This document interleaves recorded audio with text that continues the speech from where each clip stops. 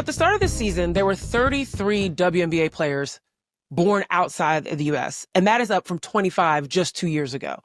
These players are making a huge splash, especially on teams like the Golden State Valkyries, where more than half of their roster represent countries outside of the U.S. In some cases, these players are electing not to play for their home country in the upcoming Eurobasket because they want to be here. They want to be in the WNBA playing and representing their teams. Now, it feels as if there's a generational shift going on because it was literally just last year that some players didn't come over because obviously the Olympics were happening. There were players that delayed their arrival to the WNBA because they were still playing on their European teams and leagues. This is changing, Ben, and you've written extensively on European players, but you recently wrote a piece about this, and you're the expert here, and you know what's going on. So what's happening? Why are more European players flocking to the WNBA? Yeah, there's a few reasons, Zena, that there are more players coming to the WNBA. And the global presence of the WNBA has just grown. The brand is bigger. And from overseas, a new generation of players is seeing like these packed arenas. They're seeing the engagement on social media. They're seeing the increased ownership investment. They're also recognizing that, you know, maybe not this year, but in future years, the salaries are going to increase and the league is just more appealing than it has ever been in the past. We should say that even as recently as like 2 or 3 years ago, you know, when I did that overseas project, which was also called No Offseason, fittingly. I was waiting for you to say it. Go ahead. I wrote this story about why the W wasn't always the top choice for a number of the best players in the world, right? And that was because of the financial investment. It was because of the role adjustments that they might have to make. It was because like national team commitments were so important. But already in just a few years' time with this boom of the WNBA, like that is changing. Of the more than 30 players that we mentioned that, you know, were born outside the United States, 18 of them right now are in their first or second seasons in the WNBA. There's this totally new group of players that are making an impact in the W. You know, the Valkyries obviously contribute to that. A new team, a team that has clearly put an emphasis on European players or recognize the talent that international players can provide them, veterans especially, even if they're new to the W. But like, it's not just the Valkyries. It's kind of one of the big points of the piece is like, we're seeing this across the league. It's not just in the Bay Area.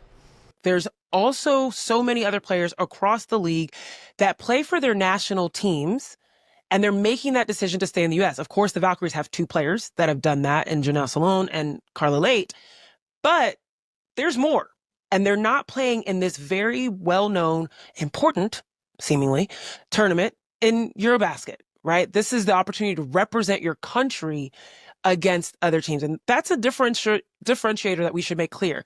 EuroLeague is like the equivalent of the WNBA in Europe. You have your own program that you compete with against other programs, but it doesn't necessarily mean that you're competing for a country. You're competing for that program, just like you would have the Golden State Valkyries, the New York Liberty, etc. Eurobasket is like a mini Olympics in Europe. It feels like some players are saying that they are going, and in some cases players aren't going. Like you look across the league and there's a variety of ways in which people are finding this to be important. Let me go back and play for my country. It feels like it is really important, but the response has been what, Ben? Well, we should say that there's kind of a mixed response. It's a mixed bag this year of some of those players.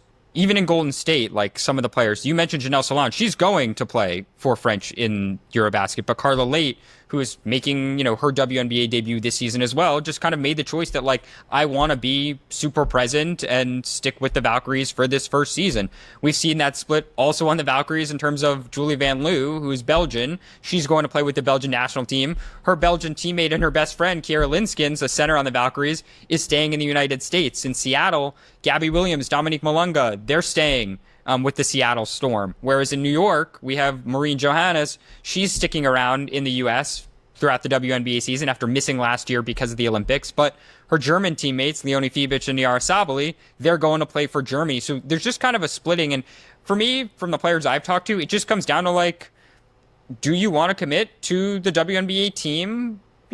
Say, like, we've made the commitment and this is an opportunity I don't want to squander. Someone like Linskens, for instance, she's never made, a WNBA team before. She doesn't know if she's going to get another opportunity, so she's sticking around to play in the W as a result. Whereas, like, some other players, they're just prioritizing in the month of June their national teams. And that is something we have seen historically, right? Like, I remember even a couple years ago, I talked to a player named Maria Conde, who was also a Golden State Valkyries expansion draftee, we should say. She went down with an Achilles injury this offseason. That's part of why she isn't playing in the W this year. And she was like, look, like, the country is my priority. And that is also historically the case for a lot of players that, like, whether their national teams make it hard to come over, or just like they didn't dream, say, of playing in the WNBA. They dreamed of representing Spain or France or, Germany in the Olympics. That was always the goal, not playing in the United States.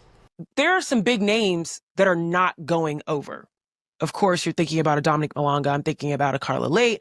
For France, there are major implications of some of these players not going to play for their countries. What's the impact that this is having on international leagues?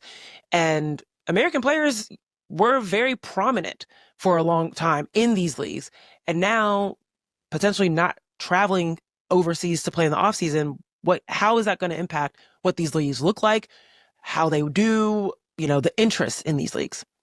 Well, there's a couple of separate ways to look at it. One, with the international competitions like Eurobasket, with France missing out on a big chunk of its roster, right? Like, that's obviously going to impact their ability to be competitive at this year's Eurobasket. And I think part of it is France historically has required its players to commit for a longer period of time before tournaments than other countries. Like, some countries you can just head in like a week before the competition starts and they'll let you on the roster. In France, they require a little bit more commitment. And so that's harder, right? It's harder to skip out on so much of a WNBA season. You think about somebody like Gabby Williams, who hasn't played a full W season since 2022.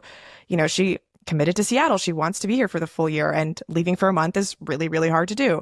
It's also really hard for WNBA teams to account for that. You've seen multiple teams cut players who happen to leave for Eurobasket because they just don't want to be without for a full month. You don't want to have a hardship player and then try to reintegrate. You see Phoenix Mercury cutting Sevi Uzun and the Minnesota Lynx cutting Mariam Badian. Like, it's like the World Cup, as Ben has talked about, they moved their competition in 2030 so it doesn't conflict with the WNBA season. So that'll no longer be an issue for international players who want to compete with their national teams. Still going to be a huge issue in 2026, and we'll get to that when it comes. But I do think that FIBA is trying to adjust its calendar a little bit to account for the fact that a lot of its great players are in the WNBA, and they can't assert priority over the WNBA anymore. People are committing to the WNBA, making it their number one commitment, as opposed to these international competitions. But this 2026 World Cup is definitely something that's come up in conversations that I've had around the league, because basically it is this global tournament. It's basically not the Olympics, but it is the next best thing. The second biggest thing. Like, Team USA, the Americans usually send all their best players to play in it.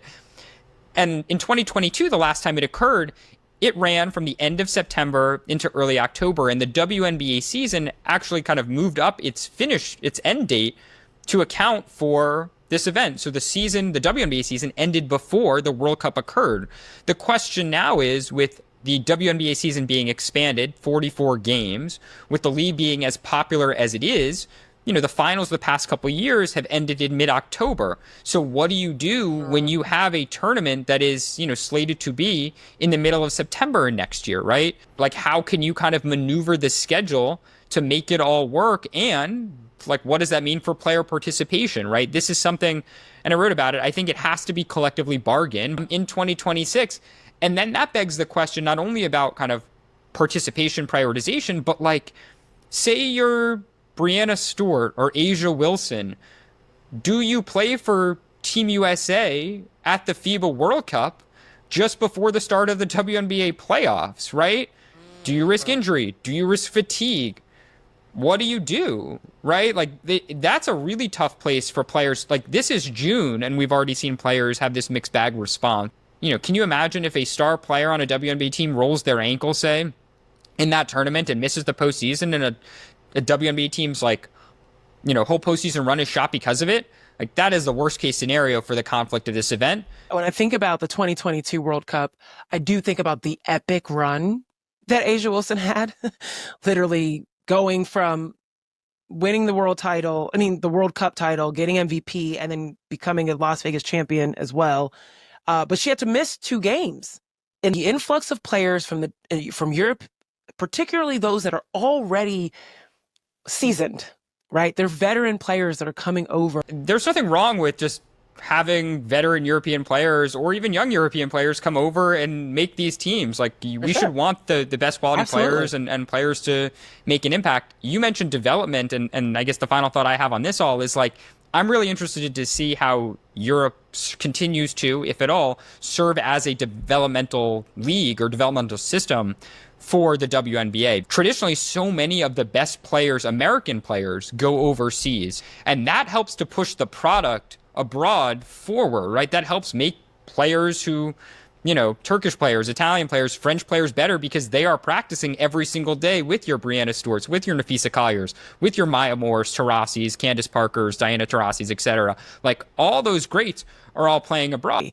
Very interesting how this is all going to play out. But if anything, it's just going to continue to elevate the product. So I'm never going to be mad about that. And yeah, it's forcing everyone to learn how to pronounce things in French and stuff. So I'm really excited about that. All right. Don't go anywhere, y'all.